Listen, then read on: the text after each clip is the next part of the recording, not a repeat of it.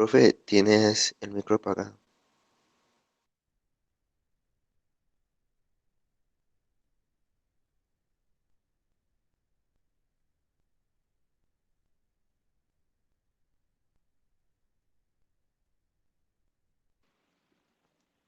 Ya, creo que ahora sí me escuchan. Sí, Ok, gracias, sí, perdón. Buenos días nuevamente.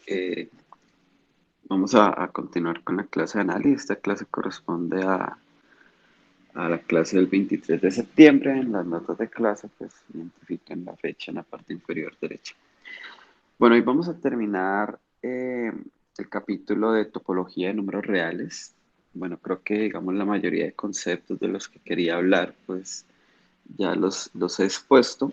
Hoy voy a hablar un poco sobre un conjunto muy especial, que es el conjunto de Cantor, y digamos que es un conjunto que en matemáticas sirve para hacer, digamos, muchas construcciones, y aunque nos faltan muchas herramientas topológicas como para entender un poco la grandeza de este conjunto, pues sí podemos por lo menos definirlo y conocer sus propiedades básicas. Y es básicamente lo que voy a hacer hoy.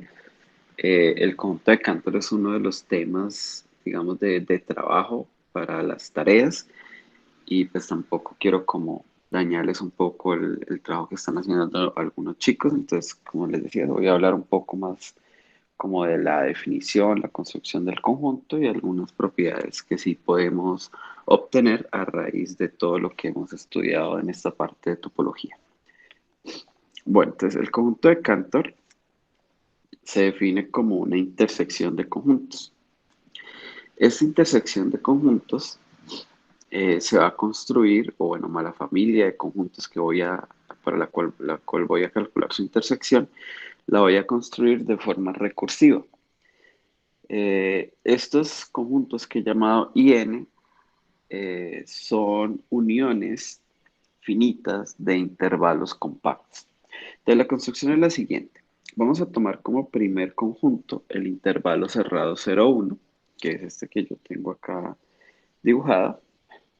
Y una vez que yo tenga uno de estos conjuntos ya definido, defino el siguiente, tomando cada uno de los intervalos que lo componen, ubicando, digamos, la parte, lo divido en tres partes, y la parte central la borro, pero borro eliminando solamente, eh, digamos, el intervalo sin considerar los extremos. Es decir, los extremos los sigo dejando en el conjunto. Bueno, esto es un poco más difícil de ver con un dibujo que de explicar, pero más o menos lo que hice aquí: sub n se obtiene retirando los tercios medios abiertos de cada uno de los intervalos que componen el conjunto anterior. Entonces, vamos a tratar de hacer esa construcción. Entonces, el primer intervalo es el intervalo 0,1. Ahora lo que voy a hacer es dividir ese intervalo en tres partes iguales. Entonces, ya sabemos que por aquí está un tercio, por aquí está dos tercios. Y lo que voy es a remover o a quitar el intervalo un tercio, dos tercios abierto. Entonces, una vez que yo elimino este intervalo, pero abierto en sus extremos, pues lo que me quedan son dos intervalos. Entonces, el conjunto I2 se compone de dos intervalos, de 0 a 1 tercio cerrado en ambos extremos, unido con 2 tercios 1 también cerrado en ambos extremos. Ahora, para construir el siguiente conjunto, que sería I sub 3, hago exactamente lo mismo que hice ahora, pero con cada uno de estos dos intervalos que componen el conjunto I2. Entonces, I3 sería tomar el intervalo 0 a 1 tercio, partirlo en tres partes iguales. Aquí, digamos, los números que se ubican son un noveno y dos novenos. Y en el intervalo abierto, un noveno, dos novenos, lo retiro de ese conjunto. Entonces, de aquí me quedan dos intervalos cerrados, repito, porque lo que estoy quitando es un conjunto abierto. Me queda de 0 a 1 noveno y de 1 noveno a 1 tercio. Bueno, y en el otro intervalo componente hago exactamente lo mismo. Lo parto en tres partes iguales, y la parte central abierta la retiro. Entonces, nuevamente me quedan dos intervalos cerrados. Entonces, el I1 se componía de un intervalo, el I2 se compone de dos, pero el I3 se compone ahora de cuatro intervalos cerrados. Entonces, para el siguiente paso, pues simplemente repito el mismo proceso en cada uno de esos cuatro. Repito, lo parto en tres partes iguales, retiro la parte central sin tomar los extremos al retirar. Eh, Voy a hacer aquí un zoom. En este caso, por ejemplo, el intervalo 0, un noveno, entonces yo lo parto en tres partes iguales, por acá se ubica un 27avo y dos 27avos. Esta parte abierta la estoy retirando, me quedan dos nuevos intervalos cerrados de 0 a un tercio, de 2 tercios a un noveno. Repito lo mismo con el segundo intervalo, repito lo mismo con el tercer intervalo de I sub 3 y repito lo mismo con el cuarto intervalo de I sub 4. Bueno, y así sucesivamente. Fíjense que, bueno, yo aquí marqué I5, estos puntos suspensivos tal vez en realidad deben ir un poco más abajo.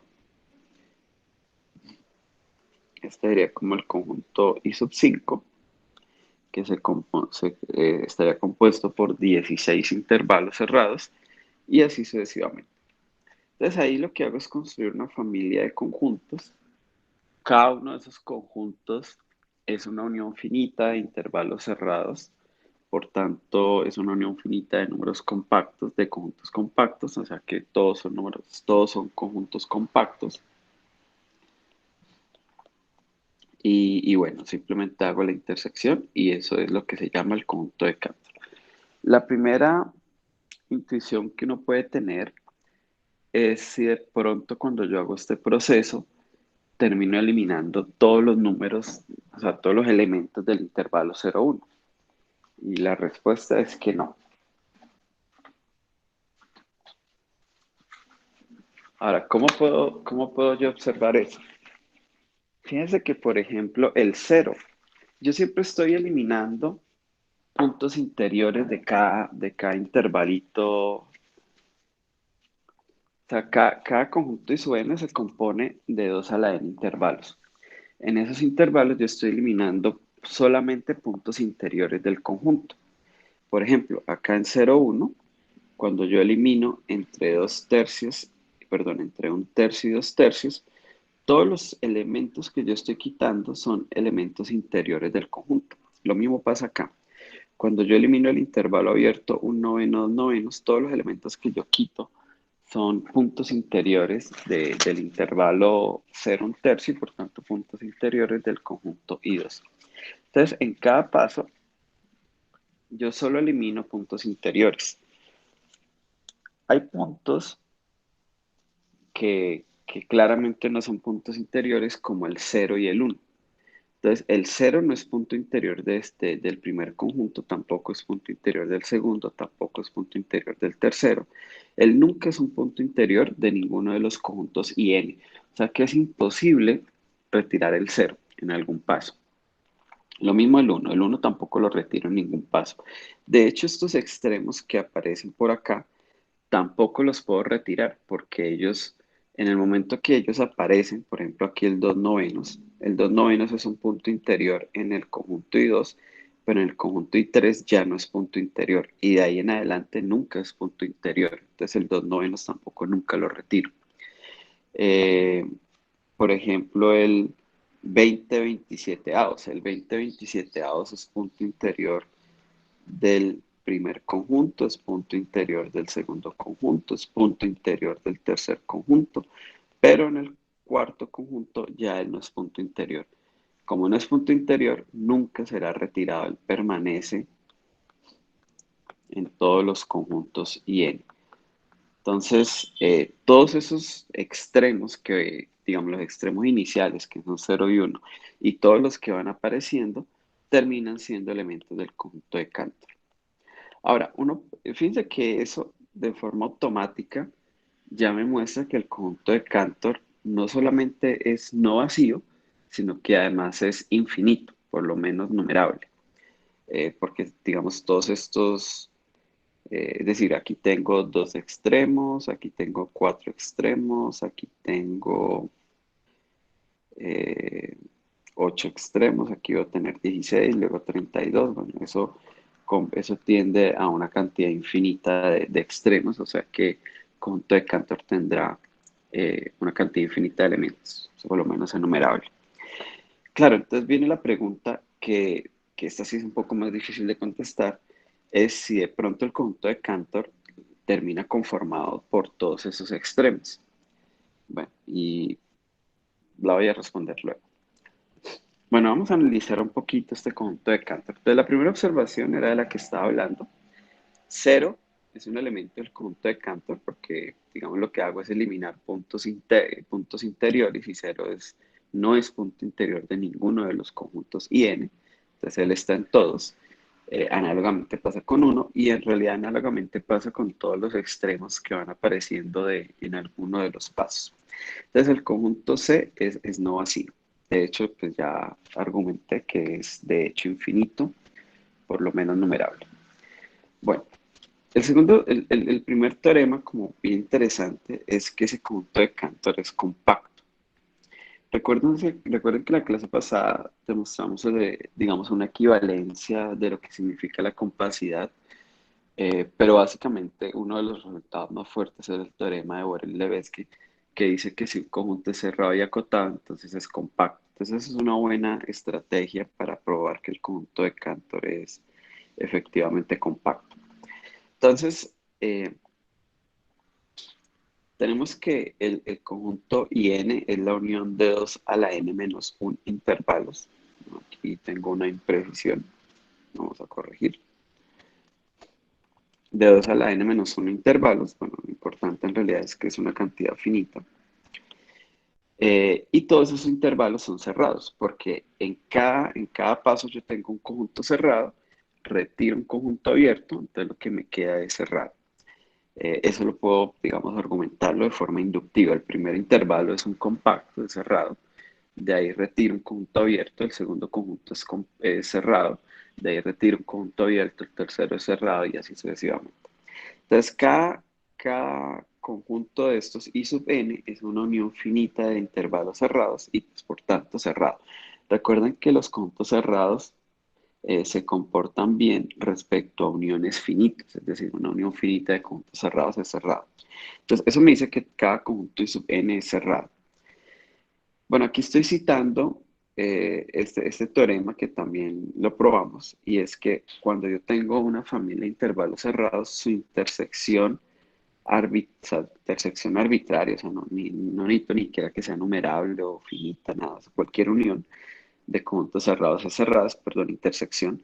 Entonces, esta intersección es cerrada por ese resultado que probamos.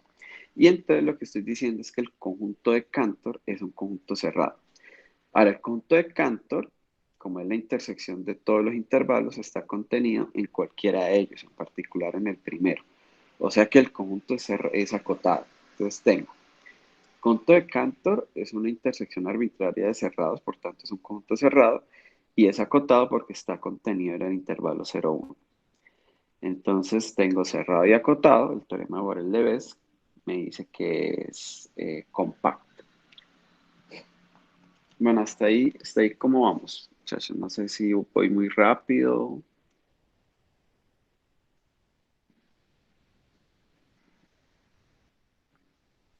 No, profe, voy bien, por lo menos yo. Bueno, gracias, Gayler. ¿Alguien más?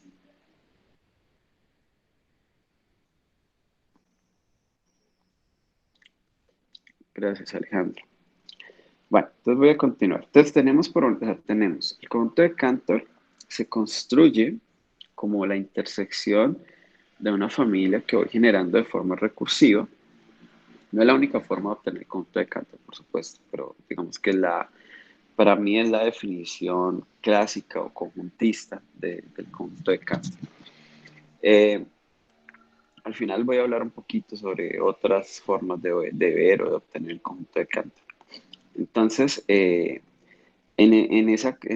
como siendo el conjunto de Cantor esa intersección de conjuntos cerrados y acotados, entonces eso lo vuelve automáticamente en un conjunto compacto. Por supuesto que esa intersección podría ser vacía, pero no lo es, porque tenemos por lo menos la existencia del 0 y del 1 en ese conjunto, pero en realidad de todos los extremos de cada uno de estos subintervalos que van apareciendo. Y entonces, de hecho, el conjunto de Cantor tiene cardinalidad infinita, o sea, por lo menos Aleph cero. Bueno, el siguiente teorema, que es muy, muy interesante, es que el conjunto de Cantor no tiene interior. O sea, el interior del conjunto de Cantor es vacía.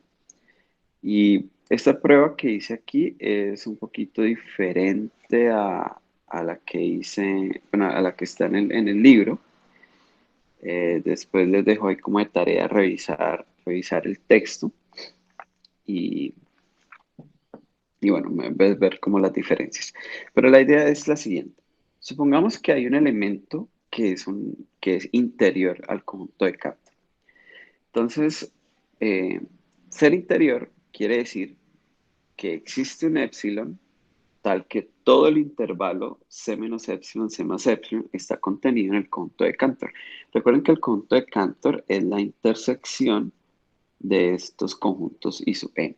Entonces, al final, lo que voy a concluir es que ese intervalo C menos épsilon, C más épsilon está metido en todos los intervalos I n.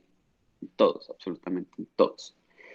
Pero eso implica, recuerden que IN es una unión de 2 a la menos 1 intervalos cerrados. Eso tiene que implicar automáticamente que al menos uno de los intervalos componentes de IN tiene una longitud mayor de 2 épsilon. Claro, porque el IN son un montón de intervalos de esta forma. Y de hecho esta es una unión disjunta, es decir, de acá a acá no hay elementos en común o de aquí a aquí tampoco hay elementos en común. Pero yo tengo que todo este intervalo está metido, entonces tiene que estar metido en alguno de estos intervalos. Bueno, este de acá tiene longitud 2 épsilon, entonces este de acá debe tener longitud mayor o igual a 2 épsilon. Ese es el argumento que yo estoy dando. Si él está en todos los IN, entonces cada uno de los intervalos que compone IN, dado que es una unión disjunta, tiene que tener longitud mayor que 2 épsilon.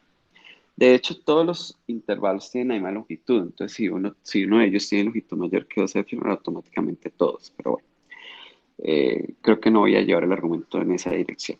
Entonces, los 2 a la n-1 intervalos que componen el conjunto I sub n, eh, todos tienen esta longitud, 1/3 a la n-1. Entonces, ¿cuál es la conclusión? Pues que existe un épsilon tal que para cualquier número natural, 2 épsilon es menor o igual que 1/3 a la n-1. Claro, si épsilon es muy pequeño y por ejemplo n vale 1, pues estaré diciendo que 2 épsilon es más pequeño que 1. Eso no es ninguna contradicción. La contradicción está aquí en para todo n. O sea, no importa el n que tan grande sea, 2 épsilon siempre está a la izquierda de este número. Pero estos números sabemos que convergen a cero. Entonces, eso sí genera una contradicción, porque esto estaría actuando como una barrera para esta sucesión para poder acercarse a cero. Entonces, esta desigualdad dada para todos los n contradice que esta sucesión converja a cero cuando n tiende a infinito. Y bueno, entonces, ¿qué es lo que estoy contradiciendo? Pues la existencia de elementos en el conjunto de puntos interiores de C. O sea que el conjunto de Cantor son un montón de puntos, son muchos puntos, pero no contiene intervalos completos. Entonces, esa es la razón por la que a veces a este conjunto también se le llama, creo que es como el polvo de Cantor o algo así, porque cuando uno está haciendo la construcción, entonces uno ve que estos son intervalos, ¿no? O sea, aquí parecen punticos, pero son intervalos. Lo que pasa es que son intervalos muy chiquitos. En el proceso en infinito, lo que quedan es como una especie de punticos por ahí, pero esos punticos están ahí como un poquito medio dispersos, entonces no logro ver intervalos completos metidos en el conjunto, y por eso a ese conjunto se le llama a veces como el conjunto de polvo de Cantor. Pero digamos que matemáticamente la justificación a ese nombre es exactamente que no hay el conjunto tiene interior vacío. Ninguno de esos puntos puede ser un punto interior.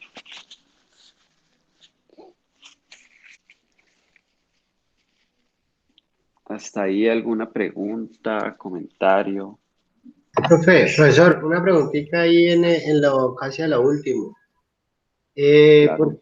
Por qué colocamos así? ¿Qué tal que para todo n perteneciente a los naturales, cero es menor que 2 por 2 y esto es menor que uno sobre 3 a la n menos uno? Pues a ver, lo que pasa es que si C es un punto interior, entonces el intervalo C menos epsilon, C más epsilon está contenido en Cantor, ¿cierto? Pero Cantor es una intersección de conjuntos. Si esto está en una intersección de conjuntos es porque está en todos los conjuntos, ¿cierto, Joan? Sí, sí. Bueno, o sea que ese intervalo está dentro de n para todo n, ojo con el cuantificador para todo, ¿no? Ahora, cuando yo me fijo en un intervalo de estos, ese intervalo va a devolverme en el dibujo. Por ejemplo, que sea este. Entonces yo lo que estoy diciendo es que el intervalo c menos epsilon, c más epsilon, está metido en I4, por ejemplo, ¿cierto? Entonces, I4 tiene estos intervalos que lo componen. Entonces, ese intervalo del que yo estoy hablando, pues tiene que estar en alguno de estos conjuntos. O sea, aquí estaría c menos epsilon, c más epsilon. ¿Hasta ahí vamos bien? Sí, Brian. Bueno, ¿qué longitud tiene este intervalo?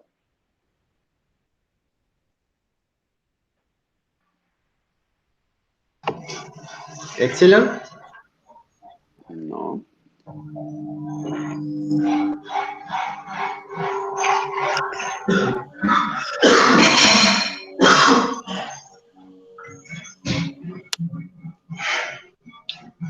Ah, 2 epsilon. Sí. Ok, listo. Entonces, el intervalo acá que mide 2 epsilon y este pedacito de acá mide un 27. Perdón, un 27. Entonces, ¿quién es más grande, 2 epsilon o un 27? Un 27. Exacto. Entonces, tengo 2 epsilon menor o igual que un 27, ¿cierto? Pero resulta que ese intervalo también está acá. Entonces, estos de acá miden un 81. Entonces, yo tendría que 2 epsilon es menor o igual que un 81. Y eso lo puedo hacer con todos. Entonces, ¿cuál es la conclusión? Pues que 2 epsilon es menor o igual que lo que mide cada uno de esos intervalos. O sea, un 27, un 21, un 81, lo estoy sacando de acá. Entonces, yo tengo esta desigualdad para todos los números naturales. ¿Por qué? Porque esto está contenido en todos los IN.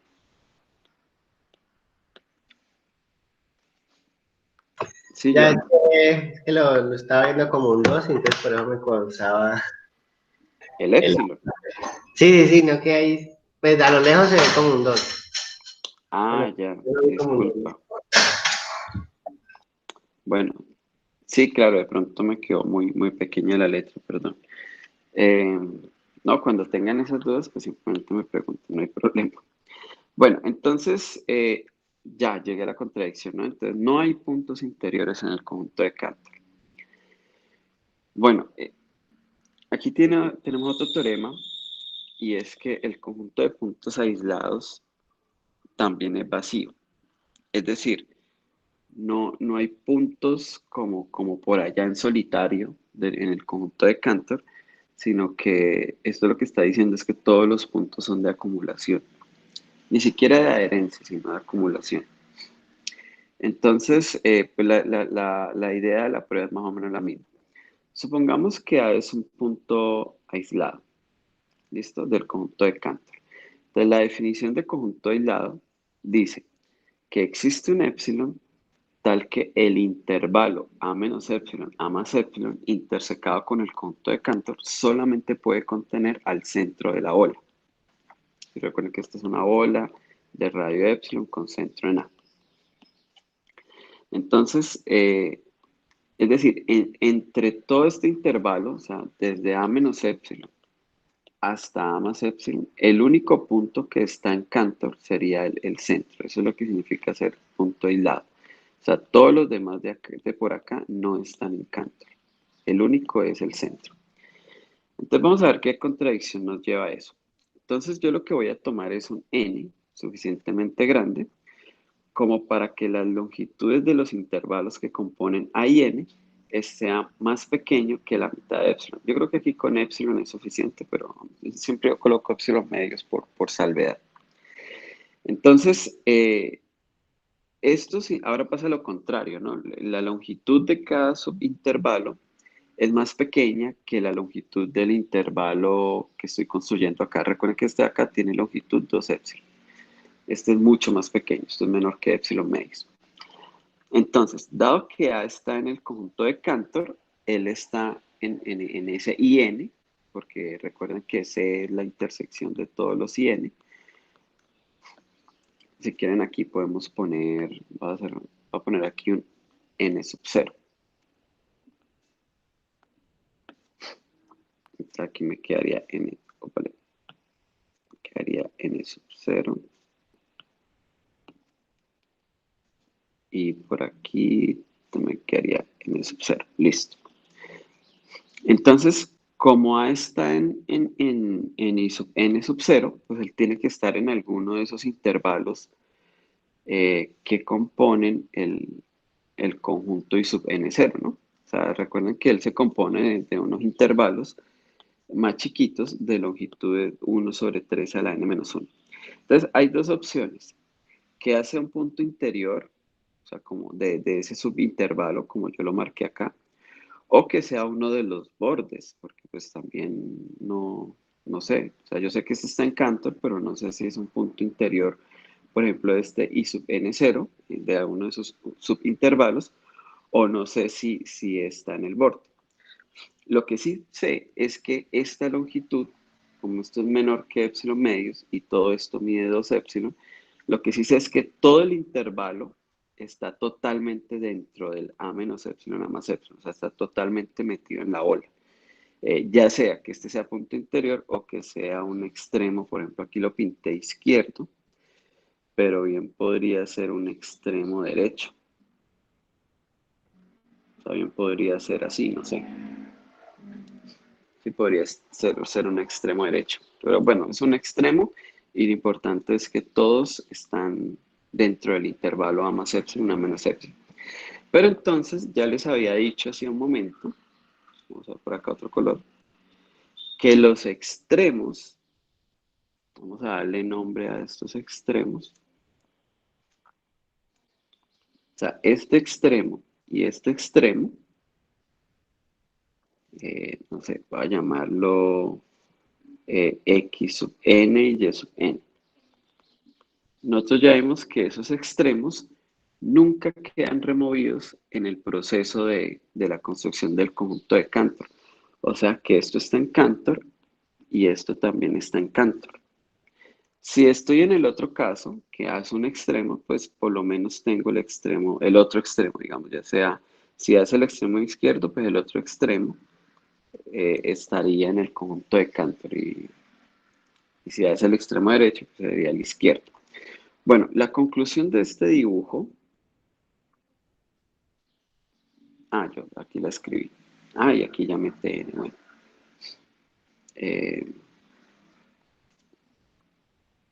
La conclusión de este dibujo es que cuando yo interseco mi intervalo con el conjunto de Cantor, pues sí, tengo A, pero tengo alguno de esos extremos. Voy a escribir aquí T sub n es xn o es yn, ¿no? Porque no sé cuál de los dos, pero es distinto de A. Es decir, aquí arriba yo estaba afirmando que en el intervalo A menos epsilon, A más epsilon, el único elemento del conjunto de Cantor era A. Y aquí estoy diciendo que no, que si tomo un n0 suficientemente grande, además de A, yo tengo otro punto. Puede ser, de hecho, si A es interior de este intervalo, tengo dos puntos adicionales. Pero si no es interior, sino que es uno de los extremos, pues tengo otro punto. Entonces, eso me contradice. Aquí hay una contradicción. Y eso pues ya me dice que yo no puedo tener puntos aislados. ¿Hasta ahí bien? Sí, profe. Bueno, como les decía, eso dice que los conjuntos de puntos de acumulación del conjunto es exactamente el conjunto de Cantor. Aquí voy a colocar algo. Cuando pasa esto, aquí voy a colocarlo en verde. Si un conjunto es igual a su igual a su conjunto de puntos de acumulación, se dice que el conjunto es perfecto. Es un nombre que se le da. No sé exactamente, la verdad no sé por qué, o sea, a qué alude la palabra perfecto, pero así se llama. Cuando un conjunto es igual a su conjunto de puntos de acumulación, se dice que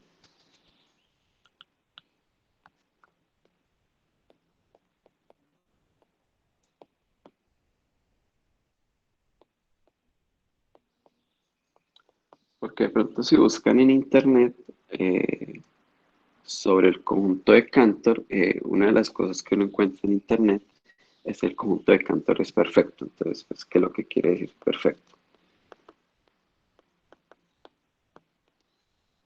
Entonces, es justamente eso que estoy describiendo, que todos los puntos del conjunto son puntos de acumulación. Bueno, fíjense que a mí me gusta mucho este tipo de pruebas. De hecho, esta prueba de que el conjunto de puntos aislados es vacío también es diferente a la que está en el libro. Está la, digamos, la razoné yo aparte de lo que está en el libro. Y me gusta porque es justamente lo que hemos venido trabajando. Es decir, yo estoy en un intervalo aquí de longitud 2 épsilon. Yo tengo un punto A y aquí adentro hay un intervalo. Si este intervalo es suficientemente pequeño, o sea, de longitud suficientemente pequeña, yo logro meterlo todo dentro de la bola, que es mi objetivo. ¿Por qué mi objetivo es meterlo todo dentro de la bola? Porque quiero analizar los extremos. Entonces, los extremos estarían en la bola y ya argumentamos que los extremos en cada paso, esos extremos que van apareciendo, nunca se pueden remover porque dejan de ser puntos interiores de cada conjunto I sub n y entonces terminan siendo elementos del conjunto de Cantor. Bueno, y aquí viene otro argumento bastante bonito y es demostrar, ya mostramos que C era infinito, pero digamos que por lo menos iba a tener cardinalidad enumerable. Vamos a ver que efectivamente él es enumerable. Perdón, no enumerable. ¿Eso qué quiere decir? Eso quiere decir que en el análisis que yo hice, donde yo argumentaba que los extremos eran elementos del conjunto de Cantor, o sea, yo puedo decir, es como si yo fuera echando en una bolsa elementos del conjunto de Cantor. Entonces tengo 0 y 1, luego tengo 0, 1 tercio, 2 tercios y 1, luego tengo 0, 1 noveno, 2 novenos, 1 tercio, 2 tercios, 7 novenos, 8 novenos y 1. Luego tengo 0, 1 tercio, 2 séptimo, 2 27avos, 1 noveno, 2 novenos, 7 27avos y así sucesivamente.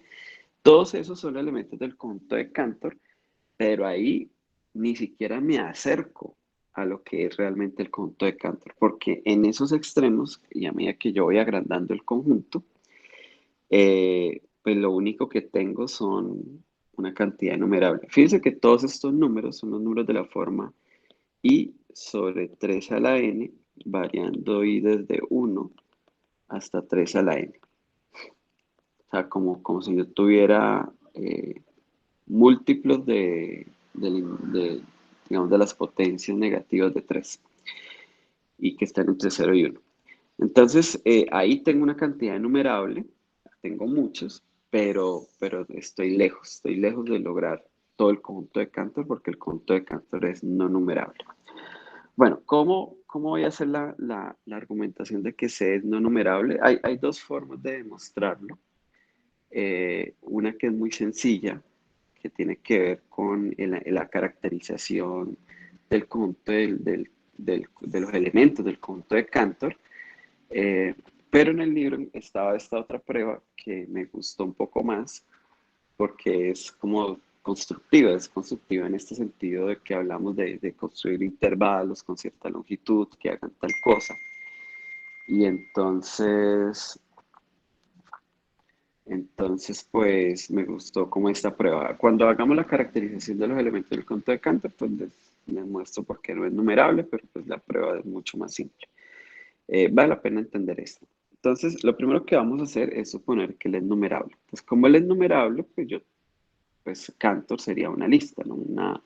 Como una especie de sucesión. Entonces, una sucesión de elementos. Bueno, en realidad una lista de elementos enumerable. Entonces, ¿qué vamos a hacer? Vamos a ver dónde está ubicado el primer elemento x1. Entonces, digamos que el primer elemento x1 está por acá. Entonces, ¿qué vamos a hacer? Pues vamos a construir un intervalo i1 por acá, de tal manera que ese intervalo i1 tenga un elemento del conjunto de Cantor, tenga una longitud menor o igual a un medio y que no tenga x1, o sea, que excluya el elemento x1. ¿Por qué lo puedo construir? Bueno, pues primero que todo, el conjunto de Cantor es infinito, o sea que aparte de x1 hay infinitos otros elementos por acá. Esos elementos, salvo que sean el 0 y el 1, son puntos interiores del intervalo 0, 1. Por tanto, yo puedo construir intervalos totalmente contenidos en ese intervalo 0, 1. Y pues simplemente hago el intervalo suficientemente pequeño como para que excluya a x1 y tenga una longitud menor o igual que un medio. Entonces este primer intervalo no tiene dificultad para construirlo. Ahora, ¿qué hago? Voy a repetir un argumento similar. Supongamos que I1 es este, aquí me tocó hacer un zoom, obviamente. Entonces, en este intervalo I1 tenemos el elemento C1, que es un elemento del conjunto de Cantor, y en algún lado está X2. Yo X2 lo pinté dentro del conjunto, pero no necesariamente. Este X2 bien puede estar por fuera, como bien puede estar por dentro, no importa. Lo que sí sé es que yo puedo encontrar dentro del intervalo I1 otro elemento del conjunto de Cantor, distinto de X2. ¿Y por qué sé? Pues porque es que el conjunto de Cantor tiene infinitos elementos, ¿cierto? Si este C2 no existiera, a ver, ¿quién me argumenta este paso? Porque no es tan inmediato. Si es cierto que el conjunto de Cantor es infinito, o sea que efectivamente hay elementos que no sean C1, bueno, aunque yo no necesito que no sea C1, puede ser igual a C1, eh, pero efectivamente lo puedo tomar diferente. Pero lo que sí necesito es que no sea C2 y, y pues lo que voy a hacer es construir un intervalo I2, voy a ponerlo afuera un momento. Yo necesito construir un intervalo C2, I2, perdón, que esté dentro del intervalo I1, que no contenga el punto X2 y que ahí haya un elemento de Cantor por dentro. Claro, un buen truco podría ser I2 alrededor del mismo intervalo C1. Solo que ahí tengo un problema, es una situación demasiado extraña, y es que X2 sea exactamente, si X2 por alguna casualidad llega a ser exactamente C1, o sea, si yo llegara a tener esto, entonces el I2 ya no me sirve, pues tomarlo igual. Entonces, pero yo puedo evitar todas esas situaciones, o sea, repito, no sé dónde está X2, simplemente lo que voy a hacer es construir un intervalo I2 dentro del intervalo I1 que contenga algún elemento del conjunto de Cantor y que no tenga a X2 y que tenga una longitud pequeña, por ejemplo, menor que 1 sobre 2 al cuadrado. ¿Quién me argumenta por qué sí puedo encontrar ese intervalo? O sea, ¿por qué no? ¿Qué tal que la única posibilidad sea tener que hacer I2 alrededor de C1, que este C2 yo no lo puedo encontrar?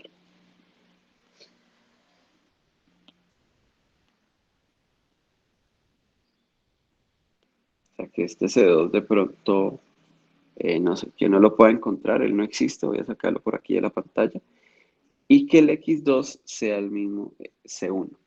Porque esa situación no puede suceder.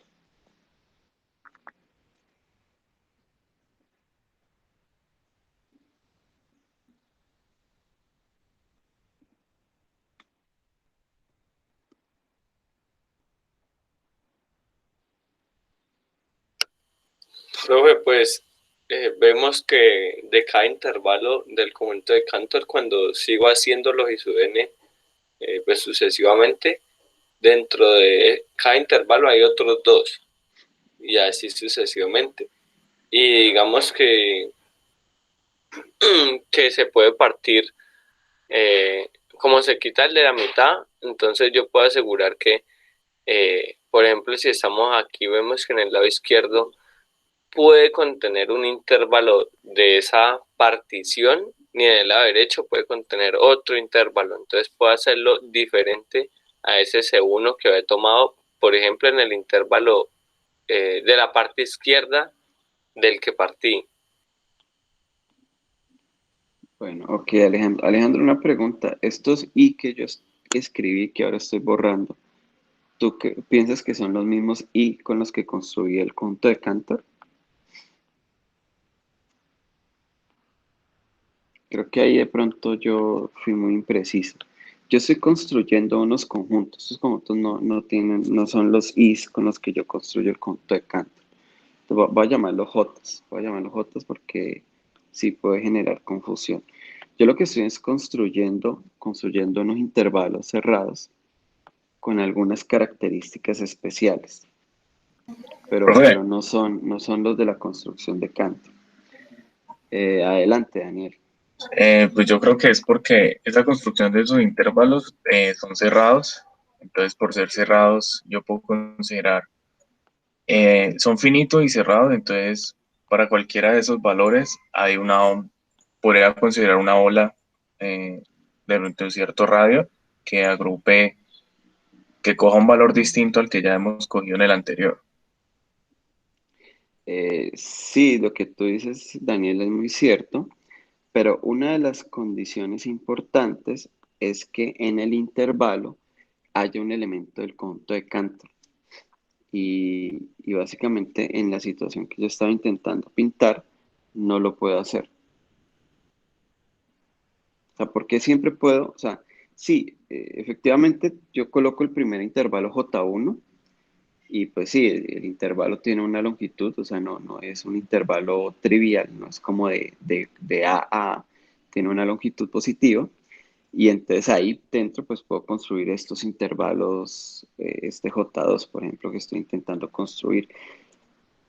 Pero una de las condiciones claves con las que yo construyo estos conjuntos es que dentro de él tienen que haber elementos del conjunto de Cantor. Entonces voy a plantear la situación, voy a borrar, porque de pronto lo que pasa es que como ya está todo pintado, entonces de pronto no se ve muy claro. Entonces regálame un segundo. Voy a quitar estos elementos un momentico. Listo. Entonces vean, Profe, aquí, yo veo que ahí J1 está en menor o igual que un medio. Entonces, pues va a coger, por ejemplo, puede hacer un intervalo que coja el extremo izquierdo y otro intervalo que coja el extremo derecho. Y allí pues voy a coger dos, en cada uno de ellos voy a coger un elemento que está en el conjunto de Cantor. pero ¿por qué? O sea, ¿por qué dices que coges un elemento en el conjunto de Cantor? A ver, voy a rayar aquí con otro color, verde. Lo que tú me dices es que yo hago un intervalo J2 como este, ¿cierto? Sí, señor.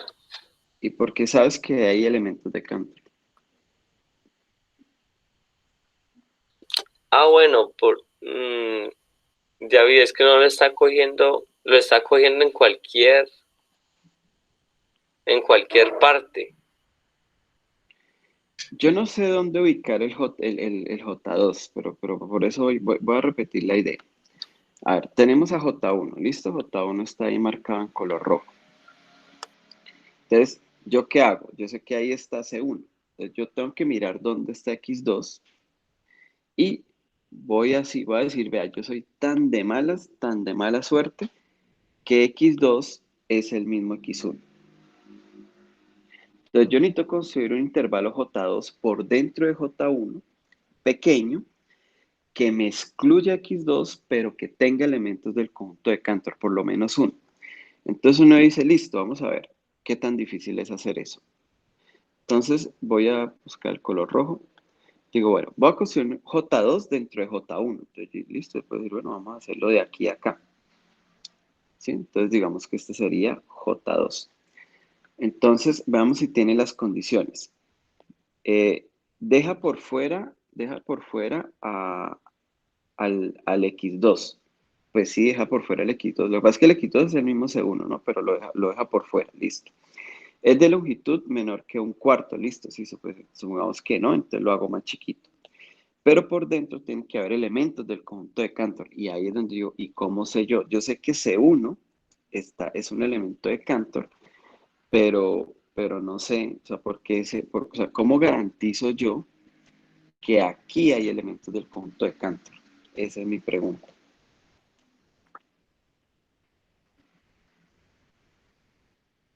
Si de pronto ahí no hay elementos del conjunto de Cantor, lo que me toca hacer, lo que me toca hacer es correrlo, o sea, decir, bueno, no, corrámoslo para acá, entonces. Pero lo mismo, ¿cómo sé que ahí, que ahí hay elementos del conjunto de Cantor? Digo, no, entonces hagámoslo más chiquito y corrámoslo para acá.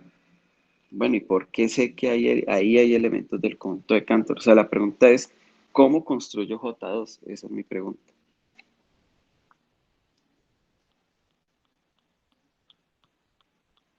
O sea, J2 tiene que tener estas condiciones,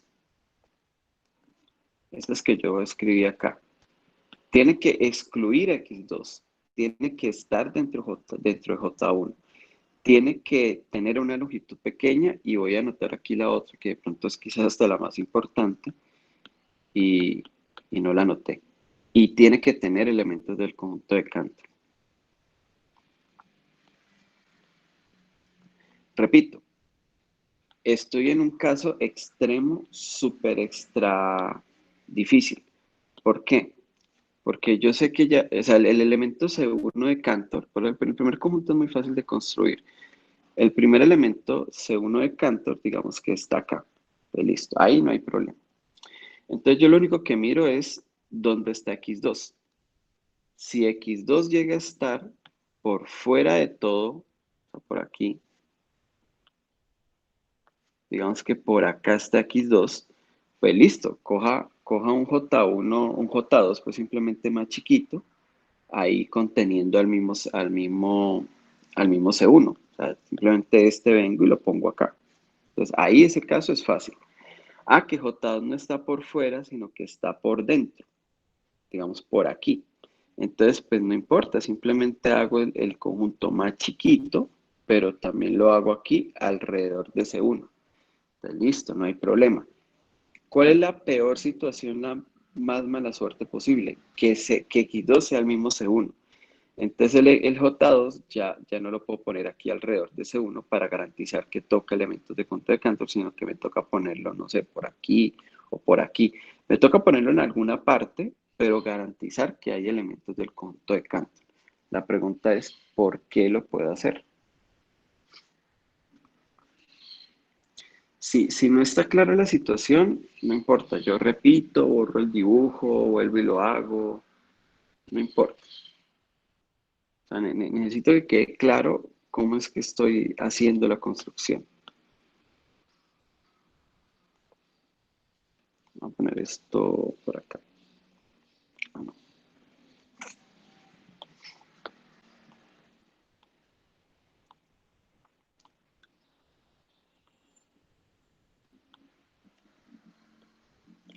Les repito, si X2 es distinto de C1, pues yo hago el intervalo aquí alrededor de C1, de pronto bien chiquito, bien pequeñito para que la longitud sea menor que un cuarto, pero ahí ya tengo todas las condiciones. ¿Está dentro de J1? Sí.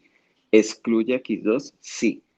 ¿Tiene longitud menor que un cuarto? Sí. ¿Contiene elementos del conjunto de Cantor? Sí, contiene el mismo C1 que ya lo tenía desde arriba, entonces no hay problema. Lo mismo pasa si este está por fuera. Lo peor sería es que este estuviera justamente ahí en C1 y entonces si está en C1, pues me toca el J2, me tocaría J2 llevármelo para otro lado. Y cuando me lo llevo para otro lado, entonces ya no sé cómo garantizar que ahí hay elementos del conjunto de Cantor.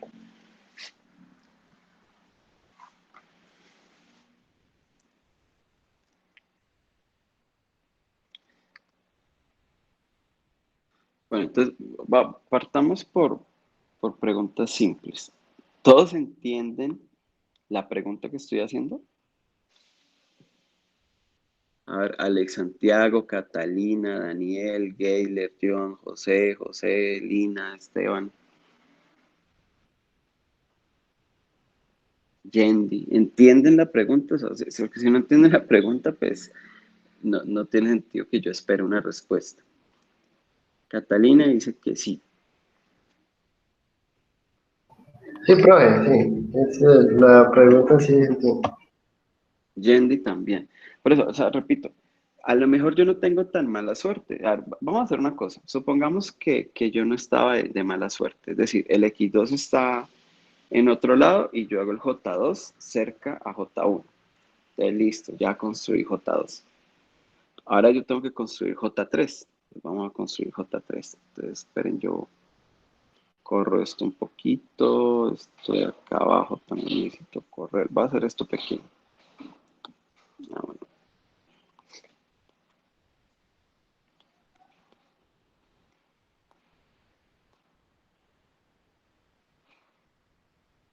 Voy a hacer esto pequeño, voy a ponerlo por acá. Entonces, vamos para el tercer paso. Entonces, en el tercer paso, pues, ya me toca, pues yo hago un zoom, ¿no? Para que me quede fácil de ver. Entonces, yo tengo un intervalo J2. Yo tengo por acá un J2, ¿cierto? Ese elemento J2 tiene un elemento del conjunto de Cantor, que es el mismo C1, ¿no? Ya, él ya venía, pero de hecho,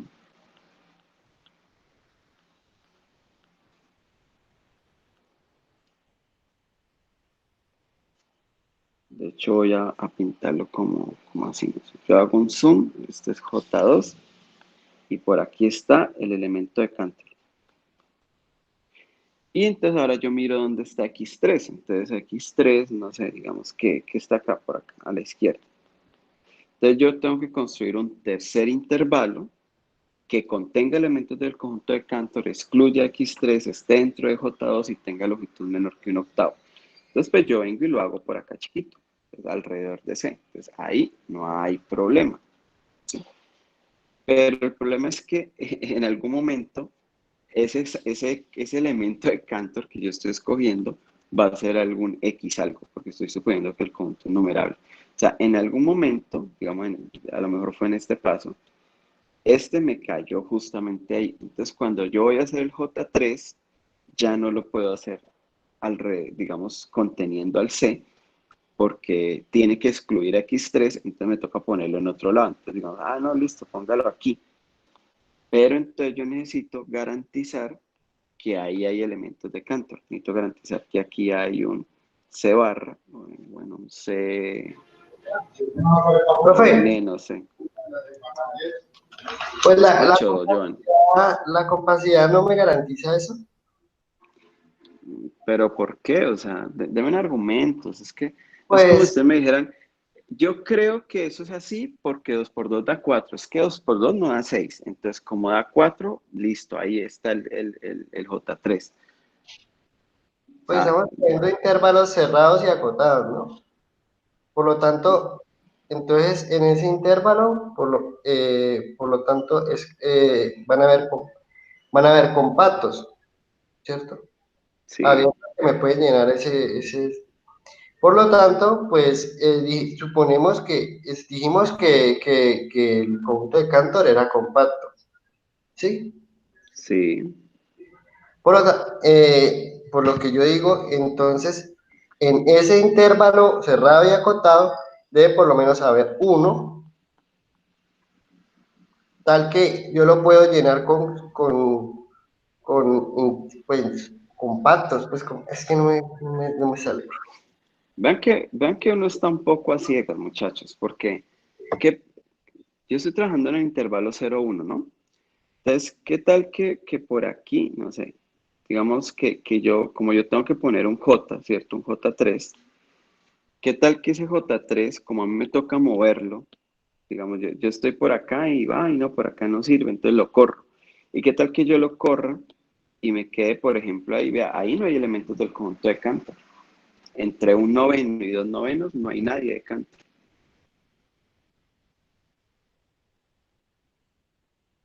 ¿Sí me entiendes, John?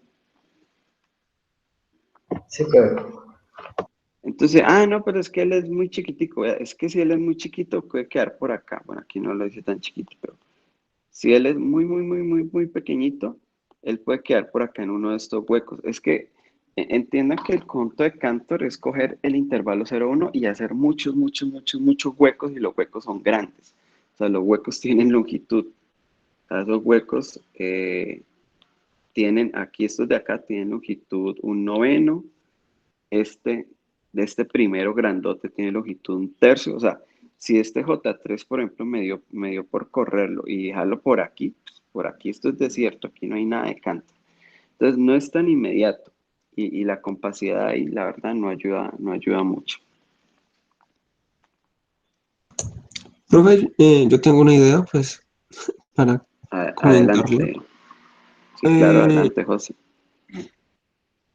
como usted pertenece al conjunto de Cantor, entonces en particular va a pertenecer a todos los I sub n que se construyeron, ¿cierto? Sí, Digamos, entonces consideremos un I sub n en particular, la parte n del proceso, y separemos, bueno, vamos a la parte siguiente, a I sub n más 1.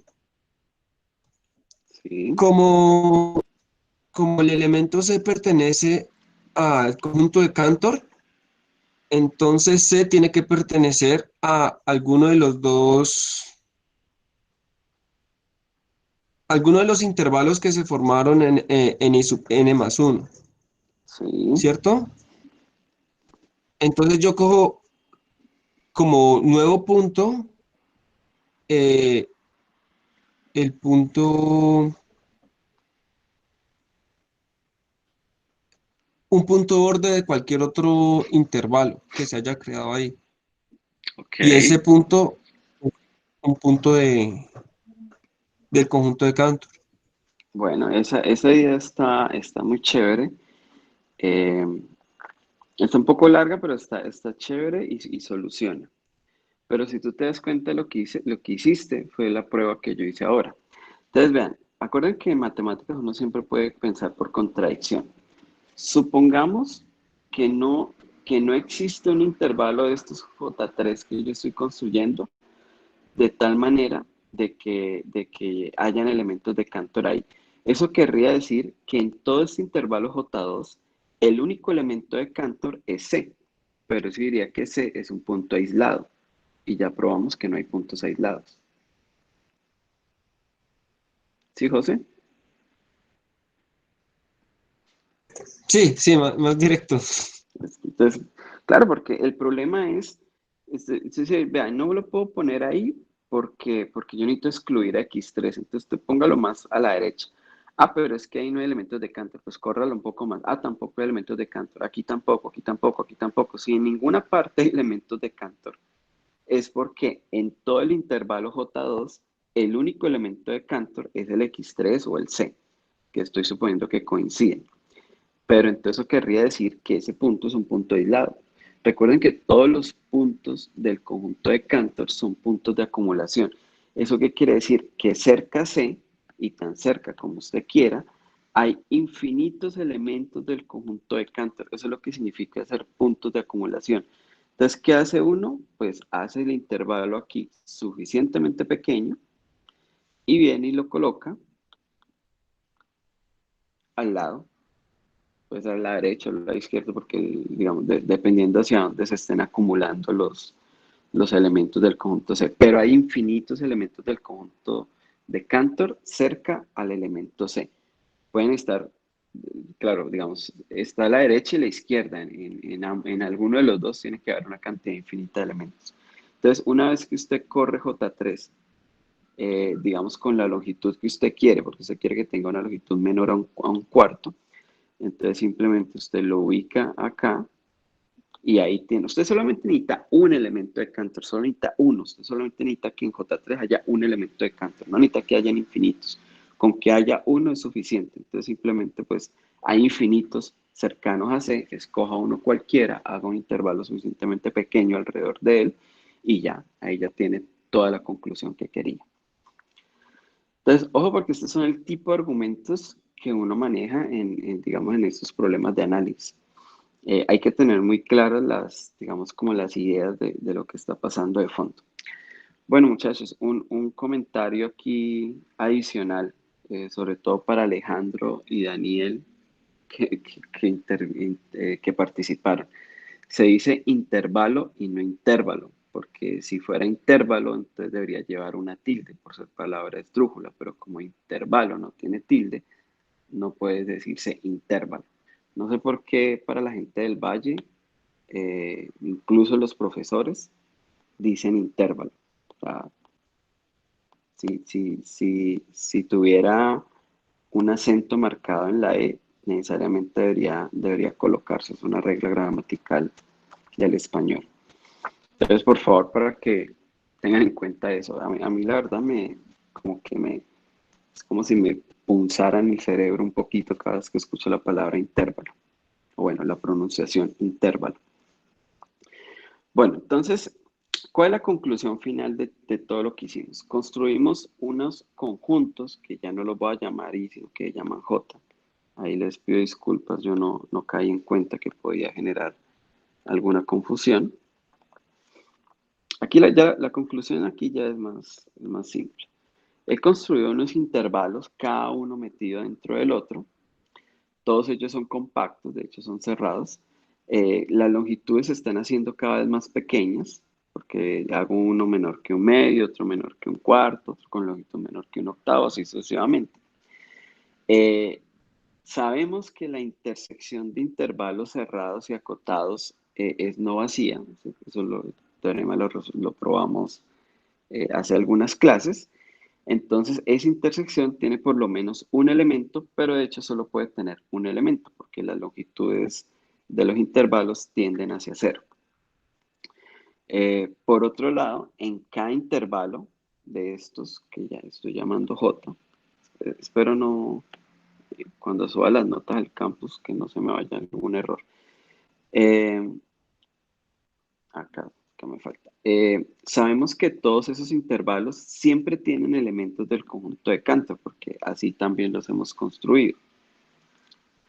Entonces, si yo tomo un elemento en cada conjunto, digamos el C1 en J1, un C2 en J2, lo que tengo es una sucesión de elementos, todo del conjunto de Cantor, cada uno en un elemento Jn, y esa sucesión necesariamente tiene que converger a C, porque C es la única intersección de esos conjuntos. De hecho, sí, más o menos probamos nosotros ese teorema de que la intersección de intervalos encajados era no vacía, porque lo que hacíamos era construir la sucesión de extremos izquierdos, ella estaba acotada superiormente, era no decreciente, construir la sucesión de extremos derechos de cada intervalo, esa sucesión era no creciente y acotada inferiormente, entonces el supremo del uno y el ínfimo del otro iban a estar en la intersección. En este caso el supremo y el ínfimo terminan coincidiendo porque las longitudes tienden a cero, y entonces ese es el elemento C que está en todos digamos, en la intersección. Pero estos elementos que están en medio de estos extremos derechos e izquierdos de cada uno de estos J, que están todos en Cantor, pues tienen que converger a ese único elemento. Y aquí se usó la compacidad que mencionó Joan, porque dado que el conjunto de Cantor es compacto, las sucesiones convergentes tienen que converger a elementos que están en el conjunto de Cantor, o sea que ese C está en el conjunto de Cantor. Y eso ya genera una contradicción. ¿Por qué genera una contradicción? Porque es que ese C no es ninguno de la lista original, porque siempre estaba excluyendo en cada paso enésimo el elemento enésimo de la lista. Entonces, C es un elemento de Cantor que no es ninguno de la lista, pues entonces C no puede ser numerable. porque estaba suponiendo que aquí ya estaban todos los elementos de C, encontré uno que no era ninguno de la lista, pero que también está en el conjunto de Cantor. Bueno, repito que esta prueba de la no numerabilidad es más dolorosa, es más tortuosa que la que ahorita voy a mencionar, pero me gusta mucho la forma en cómo se construye porque este tipo de construcciones, uno de ir creando conjuntos encajados, eso es súper importante en análisis, porque simplemente la intersección de estos conjuntos encajados da no vacía. Eh, y dos, en esos encajes yo voy haciendo las longitudes cada vez más pequeñas, pero voy excluyendo los elementos de la lista de Cantor. Pero a su vez, en esa intersección termina un elemento del conjunto de Cantor. Entonces es una construcción realmente, en mi apreciación, bastante bonita y por eso quería presentarlo. Ahora les muestro otra prueba más clásica, digamos, más sencilla de lo que uno está acostumbrado a hacer. Pero esta construcción me pareció muy, muy buena. Esta sí es mérito del libro de Elon, porque yo la verdad no conocí esta prueba, conozco la otra. Bueno, preguntas, comentarios antes de continuar.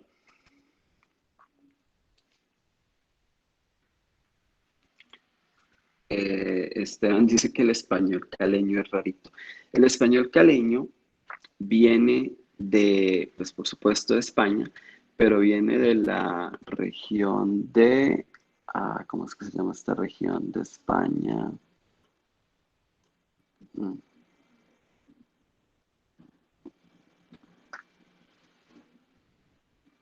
Se me escapa el nombre. Es la región donde está Granada, es como el sur, Andalucía. Entonces sí, creo que los españoles que conquistaron esta región eran de Andalucía. Entonces el español caleño, digamos, tiene sus raíces un poco en el español andaluz. Entonces ese cambio a veces de la S por J, así como ojavés, ese tipo de cosas. Por supuesto, los andaluces no lo dicen así, pero los andaluces sí tienden a cambiar la S por una J, entonces de pronto viene por ahí. Pero créanme que en ninguna otras partes de Colombia yo escuchaba a la gente decir intervalo, ¿no? No sé por qué es muy de acá de esta zona del país, pero es algo que se puede corregir y que vale la pena hacerlo. Bueno, creo que no hay preguntas sobre esta prueba, entonces voy a continuar. Esto que está escrito acá es justamente la caracterización de los elementos del conjunto de Cantor. Usted quiere saber si un elemento está o no en Cantor. Esta es la prueba infalible, esta es la forma más simple de conocer con exactitud cuáles son los elementos del conjunto de Cantor. Entonces la idea es que si yo escribo todos los números entre 0 y 1 en base 3, nosotros estamos acostumbrados a la base decimal, pero ahora los voy a escribir en base 3, entonces los elementos del conjunto de Cantor son todos aquellos cuya representación ternaria solamente usa ceros y doses. O sea, a mí me encanta esta observación o este teorema, porque es que este conjunto, es como piensen en los conjuntos entre 0 y 1, que solo puedo escribir con ceros y 5. Entonces, pues estaría, no sé, estaría 0,5, estaría 0,5 periódico, estaría 0,50 periódico, estaría 0,505005000. Este no es periódico, que voy como aumentando el número de ceros, bueno, y así sucesivamente. Entonces, son muy fáciles de representar, o sea, que yo los escribo con ceros y 5. Bueno, aquí es algo similar, pero con ceros y doses y en representación ternaria. No sé si alguno sabe cómo se escriben los números en forma ternaria. O sea, por ejemplo, si yo escribo, no sé, un tercio como un número decimal en base 3, ¿cómo se escribe? ¿Alguien sabe? 0.1 en base 3 Exacto, 0, 1 y ceros. y 0, sí. Claro, porque la idea es, esto sería como un 0 por 3 a la 0, más 1 por 3 a la menos 1, más 0 por 3 a la menos 2, y así sucesivamente. Es decir, los números decimales, por ejemplo, 0,43, uno lo escribe 0 por 10 a la 0, más 4 por 10 a la menos 1, más 3 por 10 a la menos 2. Entonces, cambiar la base a base 3, por ejemplo, el 0, 2, 2, 2, 2, este simplemente sería 0 por 3 a la 0. Bueno, siempre como son 0, por eso 0, 3 a la 0, o sea, 0 unidades.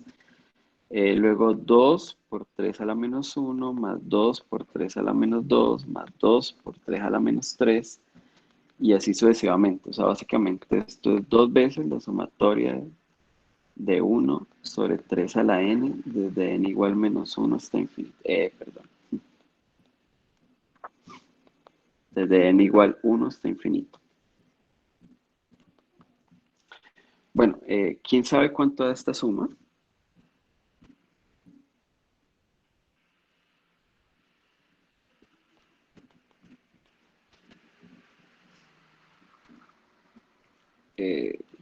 Ya vimos series, ¿no? Es una serie geométrica. Da 1, profe. Sería No, pero la suma Pues todo. Ah, da 1/2. da un medio, exactamente. So, entonces, este es el número 1, por ejemplo. Sí, claro, por supuesto, también hay doble representación decimal, ¿no? Perdón, ternaria, así como en base 10. O sea, el 1, que ya está escrito en base 3,1, es lo mismo que 0,2222 periódico. Ambas son escrituras en base 3 del número 1. Bueno, entonces, si alguien tiene preguntas sobre cómo escriben los números en base 3, pregunte y no hay problema. Voy a ir pensando en la prueba. Entonces, la prueba es la siguiente. Vamos a analizar cómo es que se construyó el conjunto de Cantor.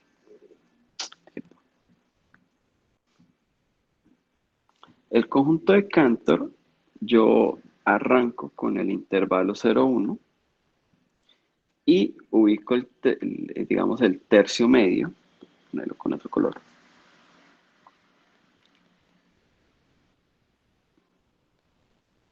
Y esta parte es la que yo borro, la que yo elimino. Bueno, cuando yo escribo los números en base ternaria, todos los números de acá, como son menores que un tercio, todos empiezan por 0,0 alguna cosa. Y todos los de acá empiezan por 0,2 alguna cosa. Los que están acá. Y los que están acá, que son los que estoy quitando, son los que empiezan por 0,1 alguna cosa. Entonces, fíjense que como estoy quitando los que empiezan por 1, pues ya los que me quedan, el primer número decimal o empieza por 0, o el primer número decimal, el primer dígito de la base ternaria, o es 0 o es 2. ¿Hasta ahí es claro para todos? Sí, señor. Bueno, me queda un problema y son los extremos, porque los extremos de hecho son azules. Voy a cambiarle el color a los extremos. Los extremos están en el conjunto de Cantor, pues digamos, lo he venido repitiendo desde que empecé. Entonces, este 0,1, un tercio, este es en realidad 0,1.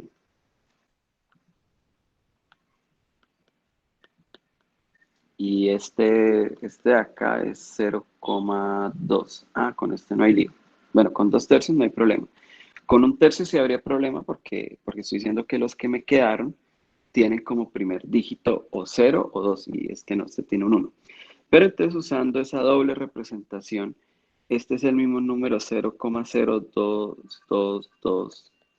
Entonces simplemente el un tercio, que es 0,1 en base 3, aquí ya estoy pensando siempre en base 3, pues mejor lo veo como 0,022222. Entonces ahora sí, todos los elementos que quedaron tienen como primer dígito después de la coma o un 0 o un 2. ¿Hasta ahí vamos bien? Profe, una pregunta. Sí, pregunte. Digamos, ese 0,1 en base 3 también se puede ver como 0,0999. No, porque estoy en base 3. En base 3 solamente me permiten usar los dígitos 0, 1, Ah, de 2. 1 y 2, sí. Entonces no, no Ok, hay ok. nueves. O sea, Listo, Profe, ¿de dónde fue que salió ese cero? Que 0,1 es equivalente a 0,02222. bueno, bueno, hay que hacer la serie. Es como lo hice con el uno ahora, vea. Un tercio es lo mismo que, a ver, ¿cómo los? O sea, bueno, me tocaría hacer la cuenta. O sea, 0,1 en base 3 sería 1 por 3 a la menos uno, o sea, un tercio, ¿listo?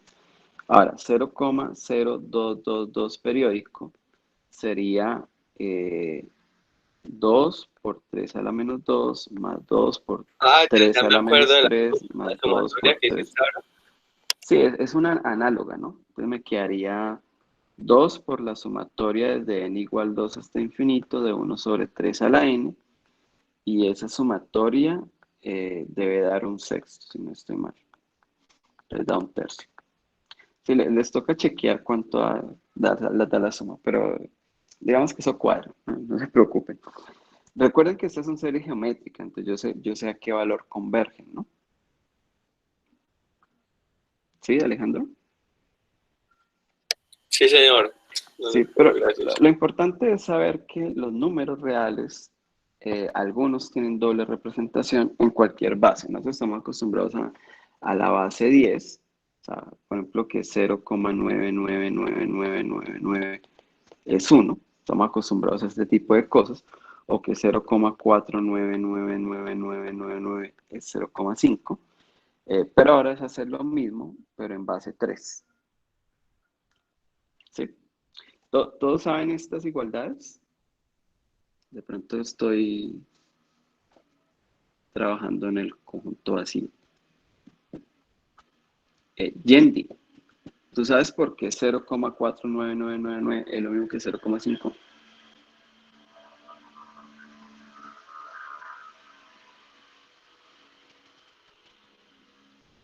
Yendi, Señor, buenos días, ¿cómo estás?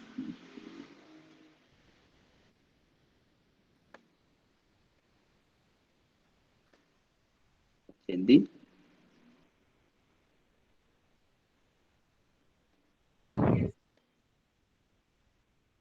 bueno, Yendi tiene pronto, bueno, puedes escribir si bien. tienes lío si tienes lío con el micrófono. No, que si sabes cómo pruebo yo que 0,49999 y 0,5 son lo mismo.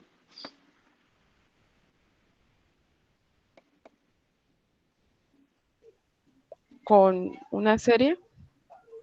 Exacto, si yo puedo hacer la serie, sería 4 sobre 10 más 9 sobre 100 más 9 sobre 1000. Y entonces yo sé a qué converge esta serie y hago la suma y ahí da un medio. Bueno, es una forma, ¿no? En realidad hay muchas formas, pero digamos como la forma más matemática, por así decirlo. Bueno, entonces retomemos la idea. La idea es, en el primer paso de la construcción del conjunto de Cantor, yo elimino todos los números que en su representación ternaria empiezan con un 1. Vamos a analizar qué pasa en el segundo paso. En el segundo paso yo tengo por acá un intervalo y por acá tengo otro intervalo. Aquí tendría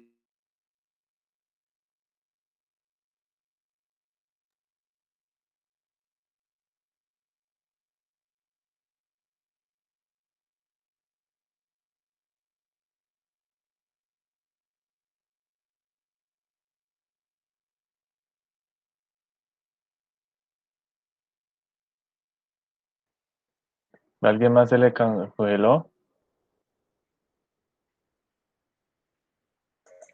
Sí, parce. Ay, yo me asusté. Bien, bien, bien.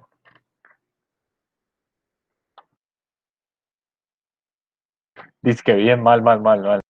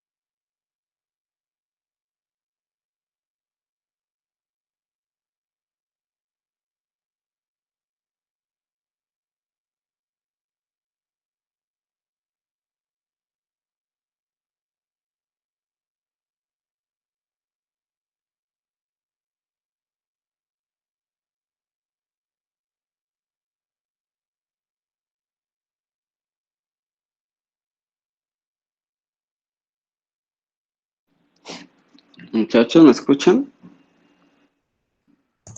Sí, profe. Ya, qué pena, tuve un inconveniente con el internet y tuve que reiniciar el modem. Bueno, voy a intentar presentar la pantalla. ¿En dónde quedé?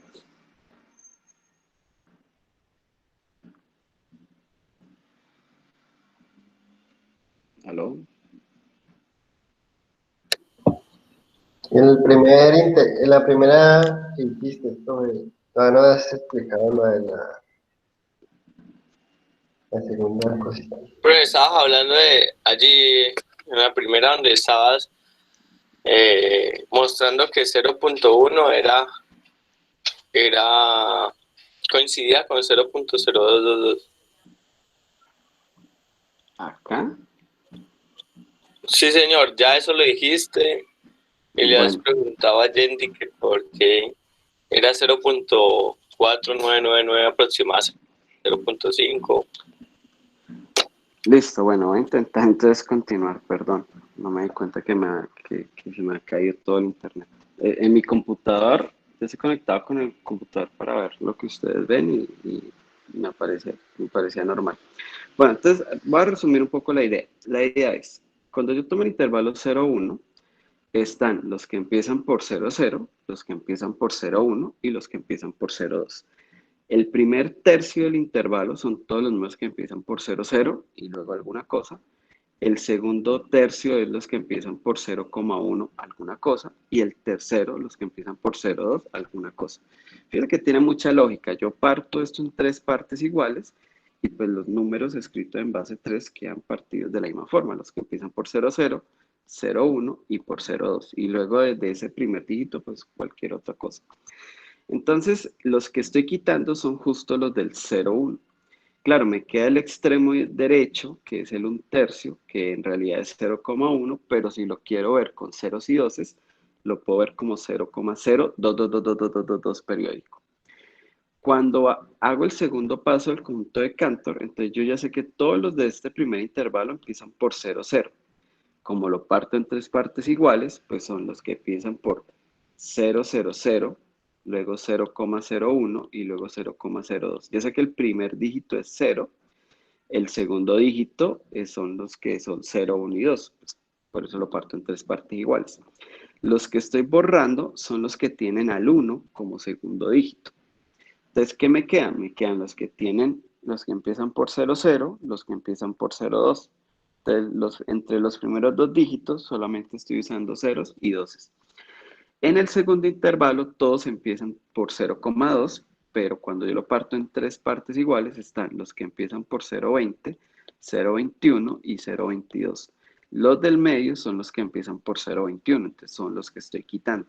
Entonces, ¿qué me quedan? Me quedan todos los que tienen en su segundo dígito o un 0 o un 2. Vuelve, me queda, digamos, estos extremos derechos del primer intervalo o del primer subintervalo que queda, empiezan a ser un poquito incómodos. Por ejemplo, este 7 novenos. 7 novenos es 2/3 más un noveno, eso lo puedo ver aquí en el dibujo porque hasta aquí es 2/3 y le sumo este pedacito que mide un noveno y ahí llego a 7 novenos. Entonces, con esa escritura, pues en base 3 termina siendo escrito como 0,21. Entonces ahí tiene un 1 y yo no quiero ver ese 1 ahí. Entonces, pero hago el mismo truco que hice que con un tercio. 0,21 es lo mismo que 0,20 y 2 periódico. ¿Sí? Entonces, todos los números que me van quedando en cada paso van teniendo en cada uno de esos dígitos después de la coma o un 0 o un 2. Los extremos que terminan en 1 los puedo cambiar por 0 y 2 periódico. Entonces ese truco lo puedo hacer siempre. Entonces eso lo que me prueba es que el conjunto de Cantor son todos los números que en su representación ternaria solamente usan ceros y doses. ¿Hasta ahí bien?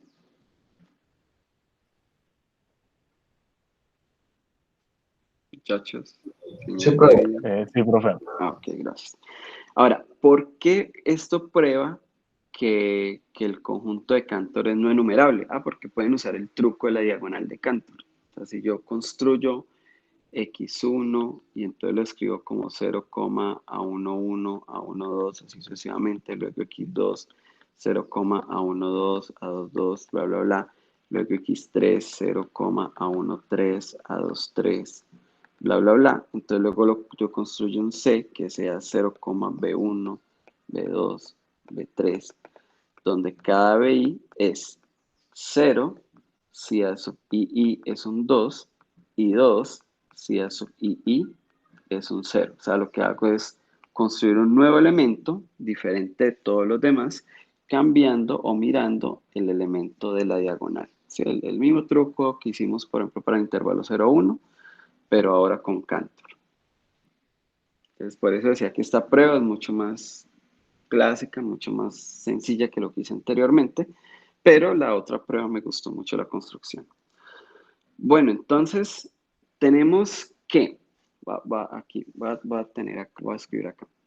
Tenemos que el conjunto de Cantor es compacto, sin puntos aislados y perfecto.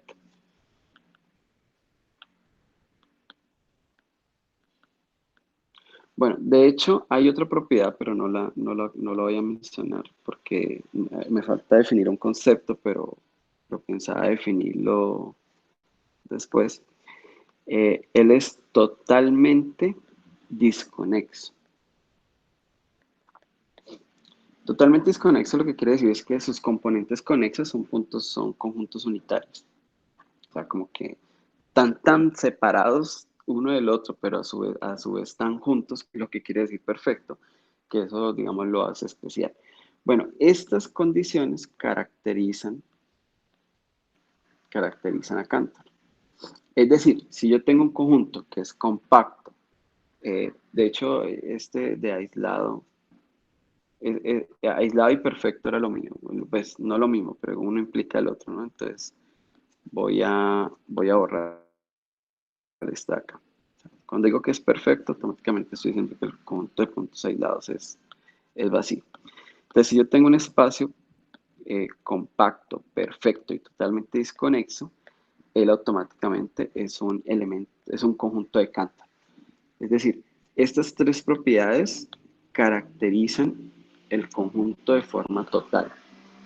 ¿Sí? Bueno, hay otra propiedad que es métrico, pero es como para trabajar en ambientes topológicos más generales. Si yo tengo un espacio métrico que es compacto, perfecto y totalmente desconexo, él es una copia o una versión del conjunto de Cantor en otro ambiente simplemente. Lo que uno dice es que hay un homeomorfismo entre el otro conjunto que tiene estas propiedades y el conjunto de Cantor. Entonces, estas son las propiedades más importantes del conjunto de Cantor, pues porque lo caracterizan en el mundo de la topología. Bueno, como vimos, el conjunto de Cantor yo lo puedo ver como sucesiones de ceros y doces. O sea, la representación ternaria al fin y al cabo es eso, es una sucesión de dígitos ahí. Entonces, yo lo puedo pensar de esa forma, como sucesiones donde uso ceros y doces. Esa es básicamente otra forma de ver o de analizar el conjunto de Cantor. Y en general, esto sí, pues no lo voy a probar, el conjunto de Cantor yo lo puedo, a través de esta caracterización que hablé, puedo verlo como el conjunto de sucesiones que utilizan unos ciertos símbolos, digamos, n símbolos. Aquí estoy usando 2 símbolos, pero bien puedo usar 3 o 4 o 5. Entonces, esos conjuntos se llaman espacios de códigos. Esos códigos gráficamente puedo verlos un poco como lo que está aquí. Voy a explicar un poco de qué consiste este primero. Entonces, por ejemplo, ustedes ven unos puntos ahí, ¿sí? Parecido un poquito a lo que hice con el conjunto de Cantor, como unos puntos ahí, pero obviamente pues estas imágenes no tienen buena resolución, entonces si hago zoom no puedo ver, pero aquí lo que debería ver son un conjunto de puntos por acá, así como agrupaditos. Entonces, yo los voy a codificar. Entonces, ¿cuál es la idea? Todos los que estén en esta parte son sucesiones que empiezan con 1. Todos los que están en esta parte son sucesiones que empiezan con 2 y todos los que están en esta parte son sucesiones que empiezan con 3. Todos los que estén acá ya sé que empiezan por 1, pero su segundo elemento de la sucesión es otro 1. Todos los que están, vamos a usar otro color. Todos los que están acá son 1, o sea, sus primeros dos dígitos de sucesión son 1 y 2, 1 y 1, perdón. Estos son 1, 2 y estos son 1, 3.